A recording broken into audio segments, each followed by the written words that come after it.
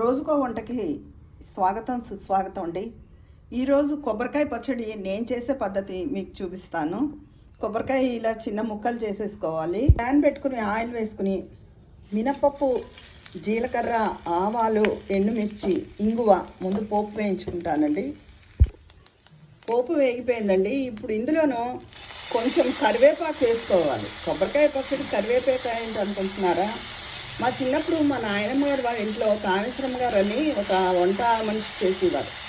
ఆవిడ ఈ కొబ్బరికాయ పచ్చడి ఇలా కరివేపాకు వేసి చేసేవారండి, పోపుతో వేయించి. చాలా రుచిగా ఉండేది. అప్పటి నుంచి మేము కూడా అలాగే చేస్తున్నాం అనమాట. ఇది కూడా ఒక్కసారి వేయించుకోవాలి. ఒక పచ్చిమిరపకాయ కూడా వేసాను. ఇప్పుడు కట్టేసుకోవాలి. కొబ్బరికాయ ముక్కలు వేసేసుకున్నానండి మిక్సీ జార్లో. నేను పాత బెల్లం పొడి వాడుతున్నాను కదా, అది కొంచెం వేసుకోవాలి. లేకపోతే చిన్న బెల్లం ముక్క, చింతపండు గుజ్జు, తగినంత ఉప్పు, చిటికెడు పసుపు. ఇప్పుడు ఇందాక చూపించిన పోపు వేసేసుకోవాలి. ఇందులో మిక్సీ చేసుకున్నాక మళ్ళీ చూపిస్తాను. ఇదిగోనండి, ఎంతో రుచికరమైన కొబ్బరికాయ పచ్చడి.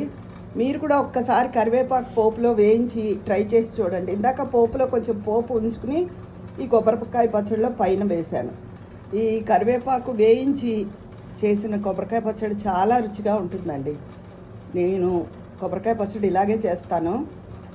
నా రోజుకో వంట ఛానల్లో ఈరోజు నేను చేసిన ఈ పచ్చడి మీకు నచ్చితే తప్పకుండా లైక్ చేసుకుని సబ్స్క్రైబ్ చేసుకోండి.